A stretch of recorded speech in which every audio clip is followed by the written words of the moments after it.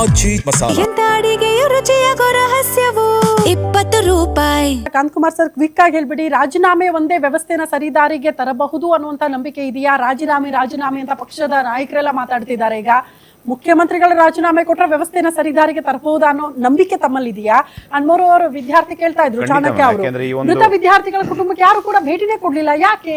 ಇಲ್ಲ, ಒಂದು ರಾಜಕೀಯ ವ್ಯವಸ್ಥೆ ಅಂದ್ರೆ ಈ ಒಂದು ಡೆಮೋಕ್ರೆಸಿಯಲ್ಲಿ ಆಕ್ಚುಲಿ ಅದು ಒಂದು ರಾಜೀನಾಮೆ ಅನ್ನೋದು ಅದ್ರ ಮೇಲೆ ನಿಂತಿರುತ್ತೆ ಹೋರಾಟಗಳು.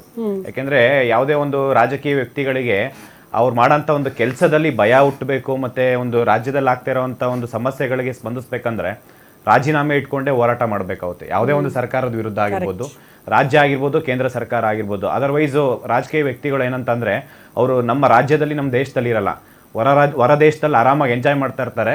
ಇಲ್ಲ ಅಂತಂದರೆ ಇವರು ಸಾಮಾನ್ಯ ಜನಗಳು ಏನು ಮಾಡ್ತಾರೆ ಅಂತಂದರೆ ಇವ್ರ ಪಾಡಿಗೆ ಇವ್ರು ಹೋರಾಟ ಮಾಡ್ಕೊತಾನೆ ಇರಲಿ, ಒಂದಿನ ಅಲ್ಲ 100 ದಿನ, 1 ವರ್ಷ ಹೋರಾಟ ಮಾಡಿದ್ರು ಯಾರು ಕೇಳಲ್ಲ. ರಾಜೀನಾಮೆ ಕೇಳಿದಾಗೆ ಅವ್ರು ಬುಡಕ್ಕೆ ಬರುತ್ತೆ. ಆ ರಾಜೀನಾಮೆ ಕೇಳ್ತಾರೆ ಅಂತಂದಾಗ ಇವಾಗ ರಾಜ್ಯದಲ್ಲಿ ಇರೋಂಥ ಶಿಕ್ಷಣ ಮಂತ್ರಿ ಇಲ್ಲದೆ ಇರೋ ಕಾರಣ ಅದ್ರ ಜವಾಬ್ದಾರಿ ಮಾನ್ಯ ಮುಖ್ಯಮಂತ್ರಿ ಡಿ.ಕೆ. ಶಿವಕುಮಾರ್ ವಹಿಸ್ಕೊಂಡಿದ್ದಾರೆ. ನಾವು ಈ ಹೋರಾಟನ KPSC ಬಗ್ಗೆ ಏನಾದರೂ ಅವರು ಈ ಸಮಸ್ಯೆಗಳಿಗೆ ಅವ್ರ ಕ್ರಮ ತಗೊಂಡಿಲ್ಲ ಅಂತಂದರೆ ನಾವು ರಾಜ್ಯದ ಮುಖ್ಯಮಂತ್ರಿ ಆದಂತಹ ಡಿ.ಕೆ. ಶಿವಕುಮಾರ್ ಸರ್ ಅವ್ರನ್ನ ರಾಜೀನಾಮೆ ಕೇಳಿನೇ ಹೋರಾಟ ಮಾಡಬೇಕಾಗುತ್ತೆ. ಯಾಕೆಂತಂದರೆ ಇಲ್ಲ ಅಂತಂದರೆ ಇದು ಎಷ್ಟು ವರ್ಷ ನಮಗೆ ಲಾಂಗ್ ಟರ್ಮ್ ಸೊಲ್ಯೂಷನ್ಸ್ ಬೇಕು. ಶಾರ್ಟ್ ಟರ್ಮ್ ಸುಮ್ಮನೆ ಯಾವುದೋ ಒಂದು ಸಮಿತಿ ಮಾಡ್ತೀವಿ, ಮತ್ತು ಅದರಲ್ಲಿ ಭ್ರಷ್ಟಾಚಾರ, ಮತ್ತು ಅದರಲ್ಲಿ ಏನೋ ರೆಕ್ರೂಟ್ಮೆಂಟ್ ನಾವು ಹೇಳಿದ್ದೀವಿ, ಯಾವುದೋ ನೋಟಿಫಿಕೇಶನ್ KPSC ಕೊಡಲೇಬೇಡಿ ಅಂತ ನಾವು ಹೋರಾಟ ಮಾಡಿದ್ದು.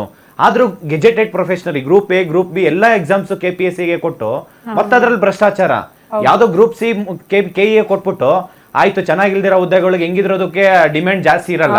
20 ಲಕ್ಷ 30 ಲಕ್ಷ 50 ಲಕ್ಷ ಯಾಕೆ? ಸುಮ್ಮನೆ group A, group B exams ಅಲ್ಲಿ ಕೋಟಿ ಸಿಕ್ಬಿಡುತ್ತೆ.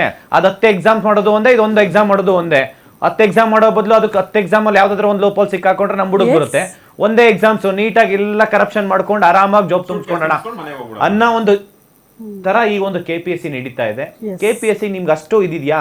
CBI ತನಿಖೆ KPSC ಯಲ್ಲಿ 5-10 ವರ್ಷದಿಂದ ಏನ್ ರೆಕ್ರೂಟ್ಮೆಂಟ್ ಆಗಿದೆ, CBI ತನಿಖೆ ಕೊಡಿ. ಮುಂದೆ ಆಗಂತ ರಾಜ್ಯದಲ್ಲಿರೋಂಥ ಅಷ್ಟು ನೇಮಕಾತಿ ಗೆಜೆಟೆಡ್ ಪ್ರೊಫೆಷನಲ್ ಏನಿದೆ, ಗ್ರೂಪ್ ಎ ಮತ್ತೆ ಗ್ರೂಪ್ ಬಿ ಪಕ್ಕದ ಸ್ಟೇಟ್ ಕೊಡಿ, ಅವರು ರೆಕ್ರೂಟ್ಮೆಂಟ್ ಮಾಡ್ತಾರೆ. ನಿಮ್ ಪಕ್ಕದ ಸ್ಟೇಟ್ ಕೊಡಕ್ಕಾಗಲ್ಲ, ಅವ್ರ ಮೇಲೆ ನಂಬಿಕೆ ಇಲ್ವಾ? UPSC ಕೊಡಿ, ಅವ್ರು ಕಂಡಕ್ಟ್ ಮಾಡ್ತಾರೆ. SIR ಆಯ್ತಲ್ಲ ಆ ತರ. UPSC ಕೊಡಿ, ಅಲ್ಲಿಂದ ಎಕ್ಸಾಮ್ಸ್ ಕಂಡಕ್ಟ್ ಮಾಡ್ತಾರೆ. ಎಕ್ಸಾಮ್ ರೆಕ್ರೂಟ್ಮೆಂಟ್ ಯಾವುದೇ ಕಾರಣಕ್ಕೂ ಸ್ಟಾಪ್ ಆಗ್ಬಾರ್ದು. ಎಲ್ಲಾ ಪಕ್ಷಗಳು ಏನಿವತ್ತು ಮಾತಾಡ್ತಾರೆ ಕೊಡ್ಬೇಕು ಅಂತ ಹೇಳಿ ಸುಮ್ನೆ ಮೇಲ್ನೋಟಕ್ಕಷ್ಟೇ ಮಾಧ್ಯಮದ ಮುಖಾಂತರ ಬಂದು ಇಲ್ಲ ನಾವು ಸರಿಪಡಿಸೋಣ, ಎಲ್ಲರೂ ಸೇರ್ಕೊಂಡು ಸರಿಪಡಿಸೋದು ನಾವು ನೋಡ್ಕೊಂಡು ಕೇಳ್ಕೊಂಡೇ ಬಂದಿದೀವಿ. ಅದಂಗಲ್ಲ, ಎಲ್ಲಾ ಪೊಲಿಟಿಕಲ್ ಪಾರ್ಟಿಗಳು ಸೇರ್ಕೊಂಡು CBI ತನಿಖೆ ಕೊಡಿ, ಅವಾಗ ರಾಜ್ಯದ ಯುವಕರು ಒಪ್ಕೊಂತಾರೆ. ಇಲ್ಲ ಅಂತಂದ್ರೆ ನಿಮ್ಮ ಯಾವುದೇ ಪೊಲಿಟಿಕಲ್ ಪಾರ್ಟಿನ ಯುವಕರು ಒಪ್ಕೊಳ್ಳೋದಕ್ಕೆ ರೆಡಿ ಇಲ್ಲ. ಮುಂದಿನ ದಿವಸಗಳಲ್ಲಿ ಎಲ್ಲಾ ಪೊಲಿಟಿಕಲ್ ಪಾರ್ಟಿಗೂ ಕೂಡ ನಾವು ಬುದ್ಧಿ ಕಲಿಸುವಂತ ಪ್ರಕ್ರಿಯೆ ನಾವು ಮಾಡ್ತೀವಿ. ವಿದ್ಯಾರ್ಥಿಗಳ ಸಂಘಟನೆಯಿಂದ ಅತಿ ದೊಡ್ಡ ಹೋರಾಟ ಆದ್ರೂ ಕೂಡ ಆಶ್ಚರ್ಯ ಪಡಬೇಕಾಗಿಲ್ಲ. ನಾವು ಆಲ್ರೆಡಿ ಸಿದ್ಧತೆ ಮಾಡ್ಕೊಳ್ತಿದ್ದಾರೆ, ಡೆಡ್ಲೈನ್ ಬೇರೆ ಕೊಟ್ಟಿದ್ದಾರೆ. ಫೈನಲಿ ನಾವು ಎಲ್ಲ ವಕ್ತಾರನ್ನ ಮಾತಾಡ್ಸಕ್ಕೆ ಮೋಸ್ಟ್ಲಿ ಅಷ್ಟು ಸಮಯ ಸಿಗಲ್ಲ. ಕ್ವಿಕ್ ಆಗಿ ಒಂದೊಂದು ಲೈನ್ ನಲ್ಲಿ ಹೇಳ್ಬಿಡಿ ಸರ್. ವಿದ್ಯಾರ್ಥಿಗಳ ಜೊತೆಗೆ ನಿಂತ್ಕೊಳ್ಬೇಕು, ಅವ್ರು ಏನ್ ಕೇಳ್ತಾರೆ ಅಷ್ಟಕ್ಕೆ ನೀವು ಓಕೆ ಅನ್ಬೇಕು. CBIಗೆ ಅವರು ಒತ್ತಾಯ ಮಾಡ್ತಾ ಇದ್ದಾರೆ. KPSC ಕಾಂಗ್ರೆಸ್ ಸರ್ಕಾರದ ಈ ಕರ್ಮಕಾಂಡಕ್ಕೆ ಸರ್ಕಾರನೇ ಸ್ಪಾನ್ಸರ್ ಮಾಡಿದೆ. ಇದ್ರ ಹೊಣೆ ಕೂಡ ಸರ್ಕಾರನೇ ತಗೋಬೇಕು.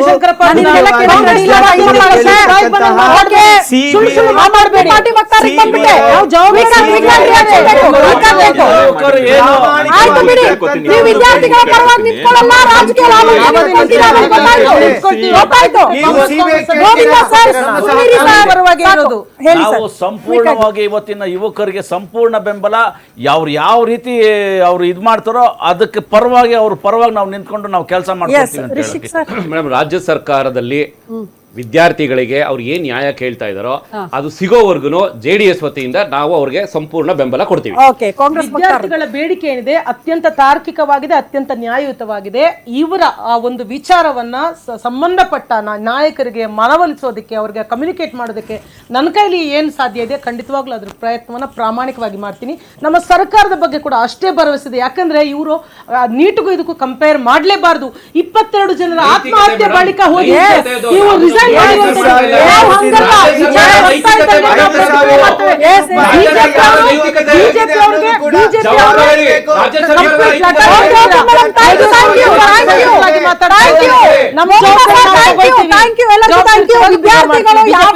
ನಂಬ್ಕೋಬೇಡ್ರಿ.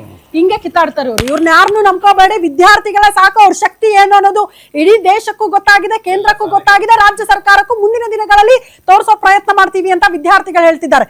ಅವರಷ್ಟೇ ಸಾಕು ಬದಲಾವಣೆಯನ್ನ ತರೋದಕ್ಕೆ ಅಂತ ಹೇಳ್ತಾ, ಎನಿವೆ KPSCಯಲ್ಲಿ ಎಲ್ಲವೂ ಕೂಡ ಕ್ಲೀನ್ ಆಗಬೇಕು, ಭ್ರಷ್ಟಾಚಾರ ಮುಕ್ತ ಆಗಬೇಕು ಅನ್ನೋದು ಅವರ ಆಗ್ರಹ ಇದೆ.